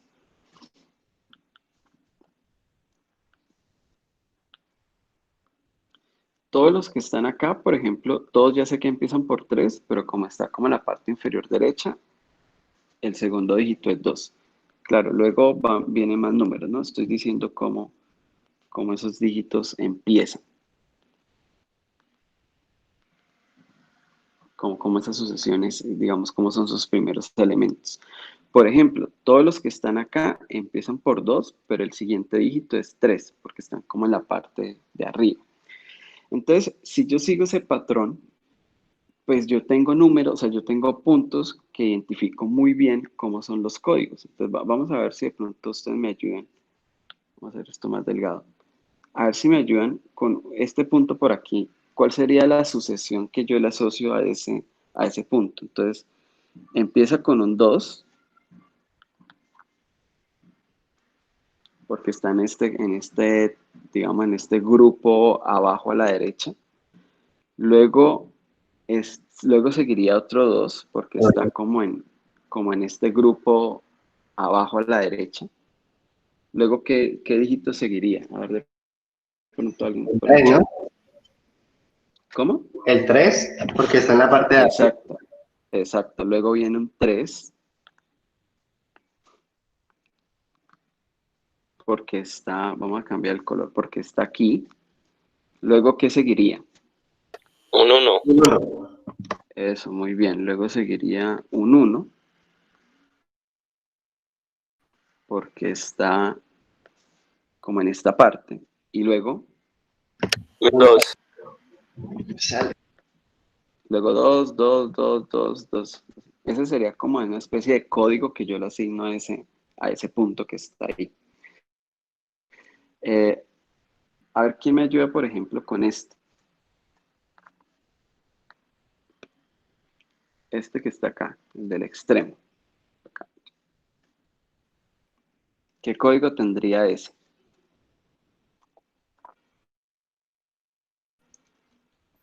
Tres, 1.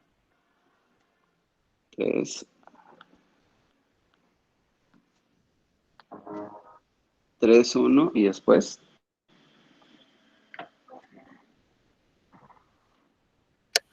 1, 1, 1, 1. exacto, 3, 1, 1, 1, 1. Bueno, entonces, fíjense que este conjunto, o sea, son sucesiones. A mí me gusta llamarlos códigos. Códigos son como una lista, como cuando uno escribe 0, alguna cosa, pero sin escribir el 0, Entonces, son códigos y todos los códigos yo los puedo ubicar. Por ejemplo, ahora hagamos el ejercicio contrario. Obviamente los periódicos son los que son fáciles de ubicar. Ubiquemos el 2, 1, 2, 2, 2, 2, 2 periódico. A ver dónde estaría. Entonces, como es 2, empieza con 2, tiene que estar por acá. Como luego sigue un 1, tiene que estar por aquí. Y como luego sigue 2, 2, 2, 2, 2 periódico, tiene que estar acá y luego acá y luego acá. O sea que el punto que estoy buscando es este que está acá. ¿Sí? ¿Fue claro para todos? Sí, profe. Listo. Entonces, ese conjunto que está ahí es un conjunto de Cantor. Este que está aquí es lo mismo, pero ahora con 4 dígitos. Entonces, acá están los que empiezan con 1, con 2, con 3 y con 4.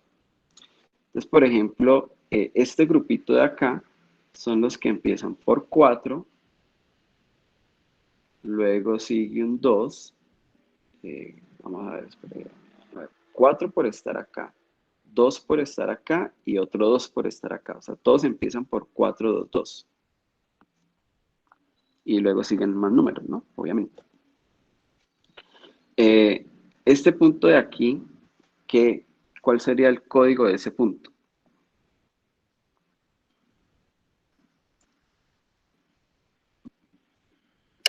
12222. Exacto, 1222 periódico.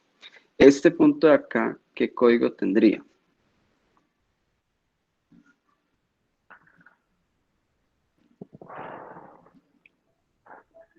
Uno, tres, tres, tres. Exacto, 133333. Y este que está acá es, por ejemplo, 31111.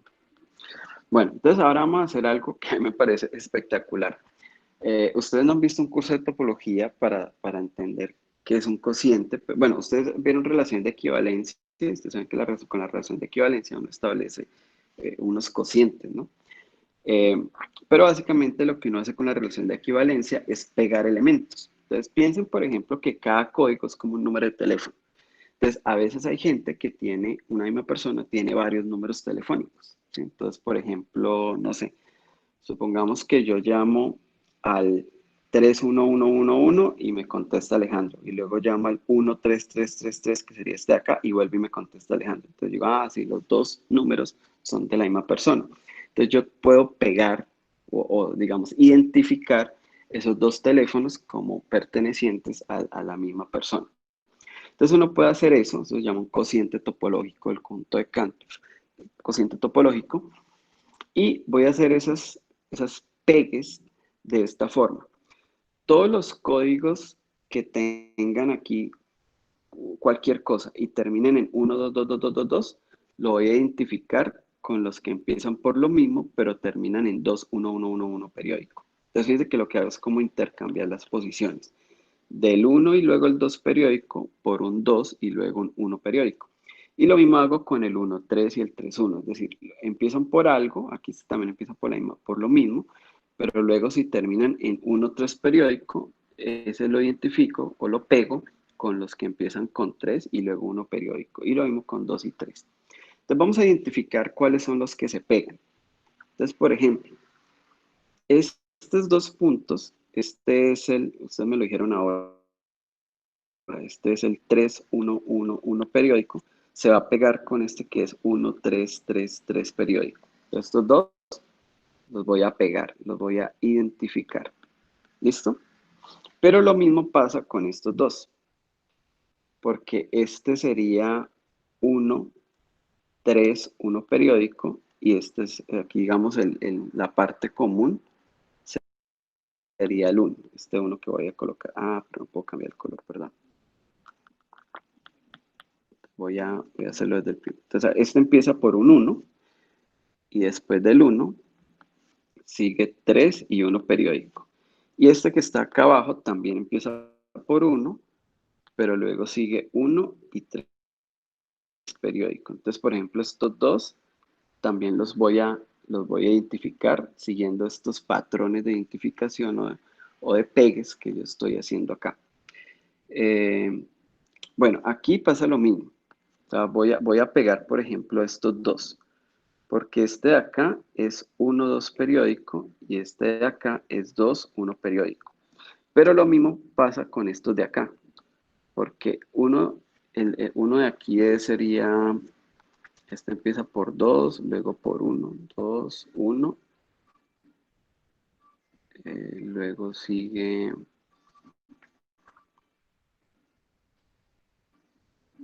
2, Bueno, sí, luego 2, luego 2, 2, 2, 2, y el otro, pero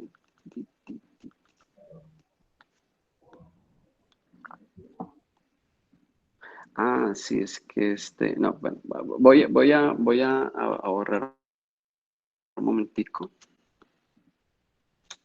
sea, esos dos se pegan, pero quiero mirar estos. Quiero mirar este con este. Entonces vamos a ver cómo son los códigos de ellos. Entonces, uno empieza por 2, luego sigue un 1, 2, 1, luego sigue otro 1 y luego 2 periódico. Y el otro también empieza por 2, 1, pero luego es un 2 y luego un 1 periódico. Entonces ahí está, digamos, los que yo estoy identificando. O sea, lo que está antes del 1, 2 periódico y el 2, 1 periódico, tengo que dejarlo igual. Y el resto lo pego. Entonces voy haciendo todos esos pegues. Entonces en realidad, vean, voy a pegar estos de acá, estos de acá, estos de acá, pero estos de aquí también y estos de por acá también. Y entonces cuando yo hago todos esos pegues, lo que voy a obtener es este conjunto. Fíjense que ahí yo hice exactamente eso, ¿no? O sea, fui pegando estos de acá, pero estos de por acá también. Entonces ahí están, acá está el pegue. Y por estos de por acá también los pego. Entonces son estos que están acá pegados. Y también los de por acá. También los voy pegando. Entonces son estos.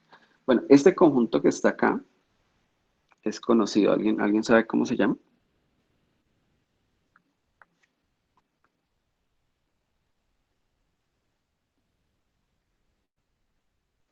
¿Nadie?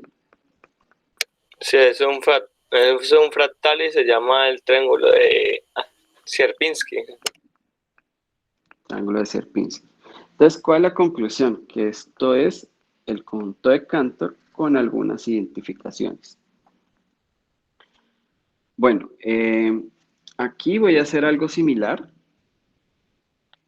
Ya como no tengo mucho tiempo, puedo obtener algo como esto, que lo que estoy haciendo es pegando. Voy a pegar este. Fíjense que en el triángulo, en el conjunto de Cantor, yo lo pegaba con este punto, pero no, ahora lo voy a pegar acá. Y este de acá lo voy a pegar acá. Y lo mismo, este de acá lo pego acá y este de acá lo pego acá. Perdona, este lo dibujé mal. Este lo pego acá. Los dos los dibujé mal.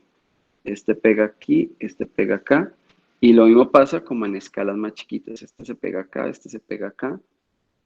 Estos de acá se pegan como pegado en el triángulo, en el conjunto de Sierpinski.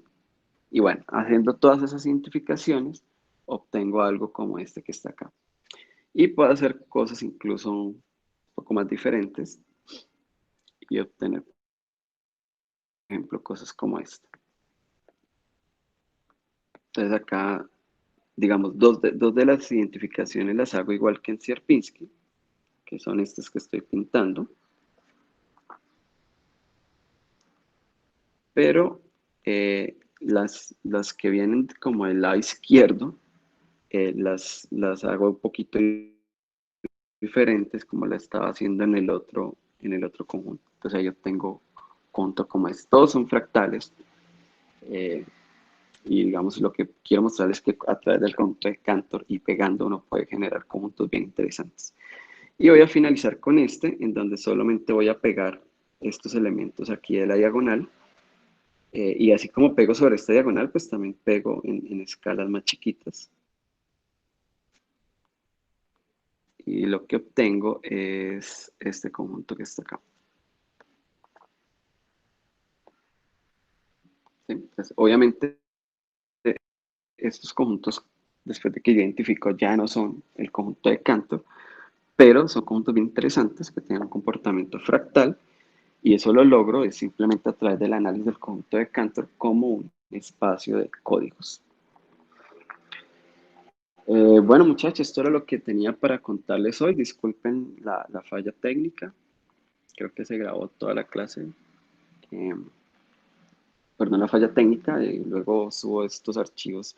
Claro, estas cosas que hice al final, obviamente no hacen parte del curso. Cuando estén en un curso de topología, de pronto pueden ver con más detalle, porque hay que analizar cómo es la topología del cociente, pero por lo menos geométricamente o visualmente sí es muy fácil de ver. Y es interesante que uno puede llegar a conjuntos bastante conocidos como este del triángulo de Sierpinski. De hecho, tomando el conjunto de Cantor y haciendo, digamos, el clásico que yo tengo, bueno, el que construí, yo también puedo pegar. Yo puedo decir, bueno, ¿y qué tal si ahora este lo pego con este? Y este lo pego con este, y este lo pego con este, y este lo pego con este. Y pegando, pues obviamente lo que vuelvo a hacer es recuperar el intervalo 0,1. O sea, el intervalo 0,1 también es un cociente del conjunto de Cantor. Pero pues como les digo, estas cosas son más como para la cultura general de ustedes. Lo que nos compete un poco más de este curso es entender que el conjunto de Cantor es perfecto, que es compacto, que no tiene puntos aislados, que no tiene puntos interiores. Y hay otra característica que la vamos a ver después, y es que tiene medida cero, sino que todavía no vamos a hablar de medida. Eso tiene que ver más un poco cuando hagamos la integral de Riemann. Entonces luego dejamos eso lo dejamos para luego. Bueno, y además tampoco quiero adelantarle mucho, hacerle mucho spoiler a los chicos que estén trabajando con este conjunto para sus tareas. Luego, muchachos, quedan un minuto. Preguntas, comentarios, sugerencias.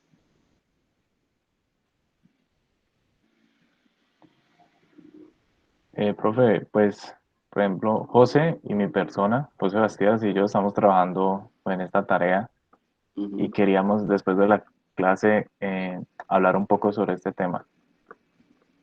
Entonces, Bueno, sí, ya me puedo quedar unos minutos, pues, ¿solo conmigo o con los que se quieran quedar? pues los que quieran quedar también, no hay problema. Ok, listo. Bueno, muchachos, como parece que no hay preguntas y son las 9 en punto y no sé si alguien más tiene clase, entonces voy a cerrar la grabación y finalizar la clase.